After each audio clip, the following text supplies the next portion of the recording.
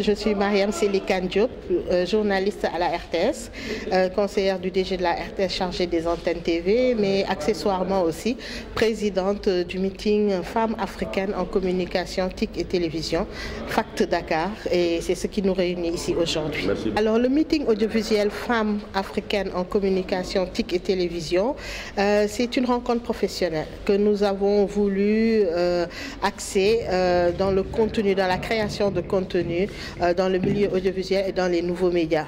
Parce qu'aujourd'hui, tout le monde sait que les nouveaux médias sont le prolongement naturel de la télévision traditionnelle. Donc, il était indispensable pour nous de passer par une rencontre professionnelle, rencontre intellectuelle, où des producteurs se rencontrent, mais pas que des producteurs, toutes les parties prenantes, les animateurs, les gens qui sont devant l'écran, qui sont derrière l'écran, les techniciens et tous ceux qui sont intéressés par le métier du cinéma, de l'audiovisuel et des nouveaux médias, afin de promouvoir le contenu genre.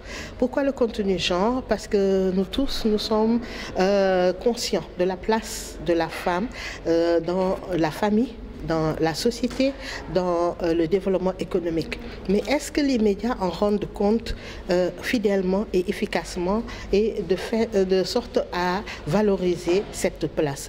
Nous trouvons que non. Pourquoi?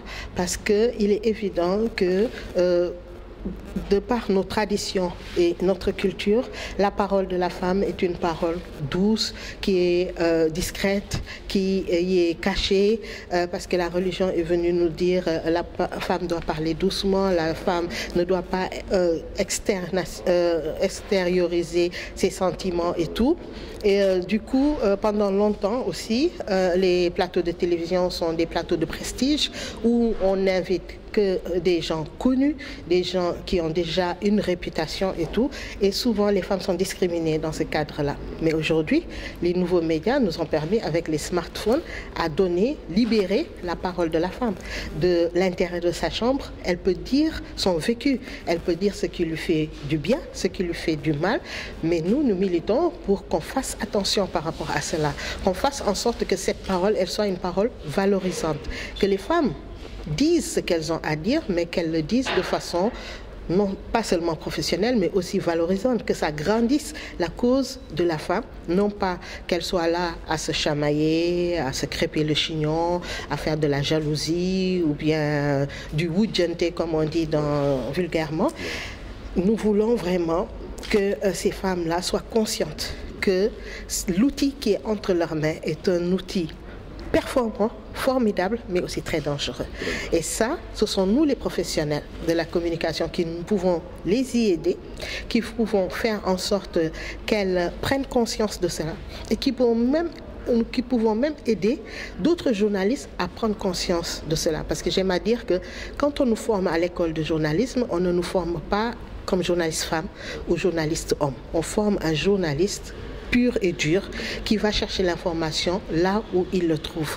Mais ce qui se passe, c'est que si on arrive à sensibiliser les journalistes depuis la base, dans le cadre de la formation, à être gender sensitive, c'est-à-dire à avoir cette sensibilité genre, on peut passer à côté de éviter beaucoup de dérives qui aujourd'hui sont en train de malmener la cause de la femme dans les médias traditionnels et dans les médias sociaux, parce que les médias traditionnels aussi font du mimétisme à cause du buzz, à cause du commercial. Ils voient ce que l'instantanéité permet d'avoir dans les médias modernes et puis ils disent pourquoi pas nous.